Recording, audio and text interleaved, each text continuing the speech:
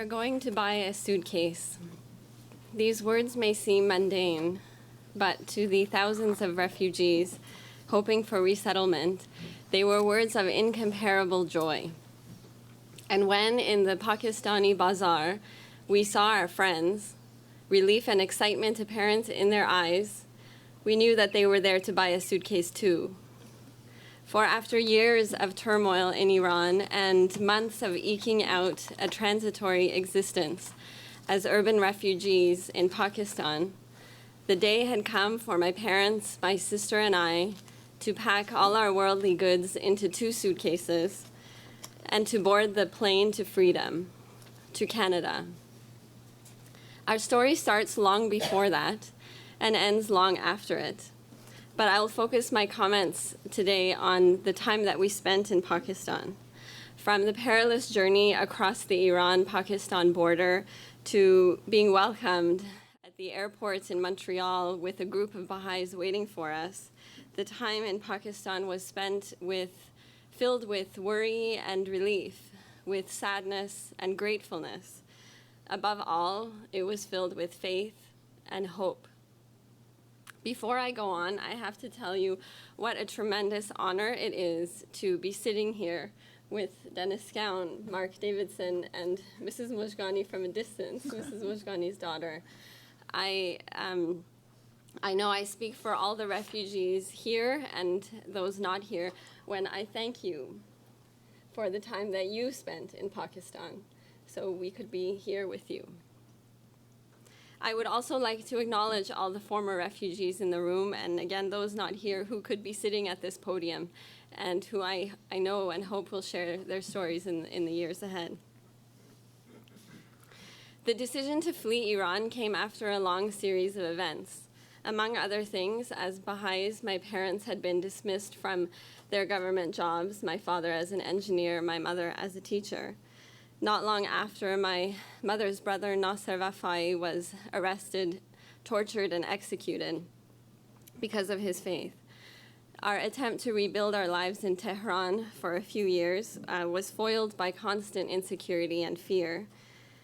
Despite the fact that thousands of Iranians had surreptitiously fled Iran before us, none of them could communicate back to us what they had experienced so that we might be better prepared for the risks that lie ahead. And so we started the journey out of our homeland and into what my mother calls a dark tunnel with our faith in God, the only certainty.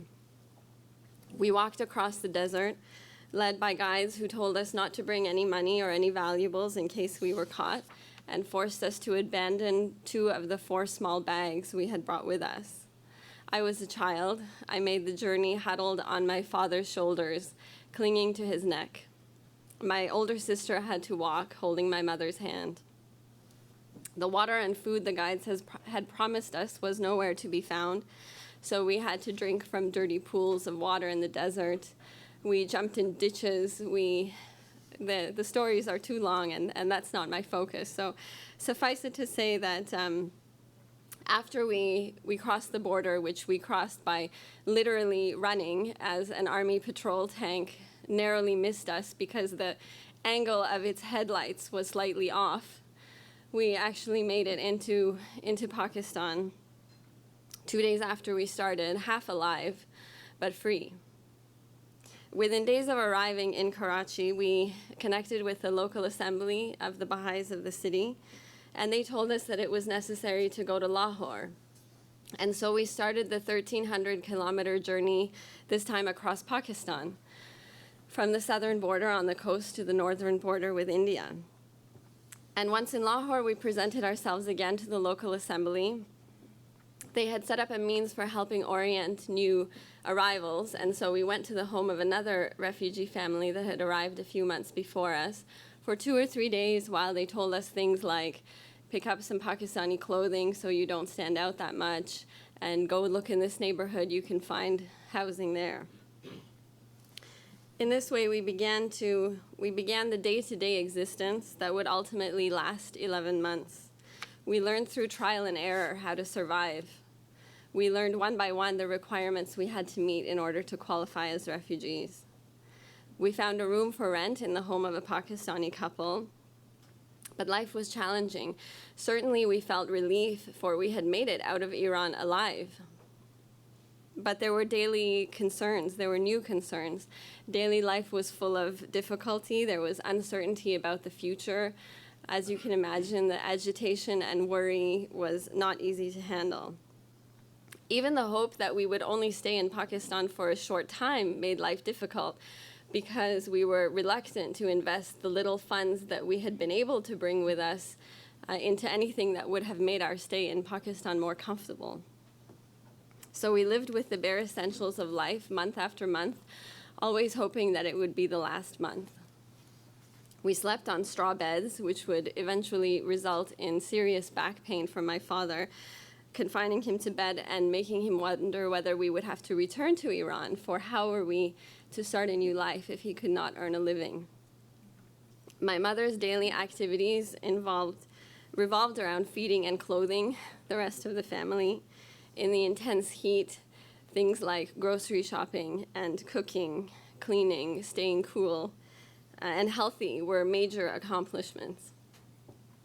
Even in our cramped quarters, we took in the children of family friends, teenagers who were alone or sick and needed somewhere to stay. We had no idea of all of the processes that had been put into place in Canada, as we heard this morning, and as we will hear now from these wonderful people about the processes that had come into an existence to facilitate our arrival into Canada. We just learned one thing at a time. We learned we had to have an interview with the UNHCR, and we learned that one of the first things was we had to get a letter from the Baha'i Assembly that would serve as official recognition that we were Baha'is. So while we waited for these things, we got on with the business of daily life. We made fast friends with the other Iranian Baha'is who lived close to us, and we gathered together for our main activity, sharing escape stories. There were endless variations of the same thing, some more similar, some very different. Some had come by car, others like us on foot. Someone said they rode a camel so long their legs were full of blisters and bruises. One husband and wife had lost their child on the journey. One family had got caught and had to go back to Iran.